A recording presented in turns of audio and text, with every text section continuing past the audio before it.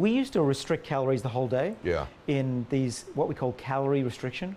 And that was the paradigm for about 70 years, actually. Okay. And then in the last 10 years, we've realized, hey, you don't need to always be hungry. Okay. You can actually eat a decent meal or two. Okay. But don't eat 3 meals a day. Don't always snack. Okay. Because being hungry is what turns on these protective enzymes. And so I've now shifted my life to eating small meals. What I do is I skip breakfast as best I can. Yeah. Eat a very late lunch or even forget to eat lunch, and then eat a normal dinner. This is more and more. So that Dr. Ian Smith that I told you was on my show, his book was about intermittent fasting, but the aging benefit was never discussed. Yeah. We discussed the health benefit, although I'm sure Ian's aware of it. It's not something that we discuss. Just to put a loop on resveratrol, what about the way you take it? Is it important? I was reading that you thought something about taking it with either like a yogurt or a milk or something it can bind to. Exactly. And why does that matter? Well, so there are clinical trials over the last 10 years based on our research, and some have failed and some have succeeded. Okay. And the main reason that they've failed, in my view, is that doctors who don't understand resveratrol have just given the pill with water.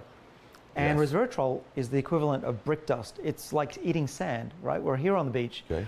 If you eat sand, you're not going to absorb it. Okay. But if you crush up the sand and mix it with things, you might absorb a little bit. All right. That's what we do with resveratrol. And what I do personally is I have this amazing yogurt that I make myself.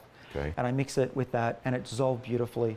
And I have a couple of spoons of that. So if I'm taking a pill, could I take it with a yogurt? Is that what you're suggesting? That would work in your stomach. Okay. Okay. I have powder in my basement, so I just spoon it in. Okay. I take about half a gram to a gram. Okay. Awesome. But yeah, you got to do that. And so the recent studies that have actually included resveratrol with a meal have succeeded in lowering blood sugar. Got it. And there are actually now, I was just at a meeting in Washington, D.C., where they have beautiful clinical data showing that it works like metformin to reduce blood sugar as well. So this blood sugar concept, because that's my cardiologist, is a big thing too. This is just going to be huge throughout everything that we're learning about the body and keeping it stable and not aging, and also not even turning on certain. Can inflammation of the body speed up turning on a genetic code that's already in there? Absolutely. Yeah. That's a really good point. The inflammation is a problem, because if you have inflammation, it'll also shut down these defenses against aging, and that'll lead to more inflammation and just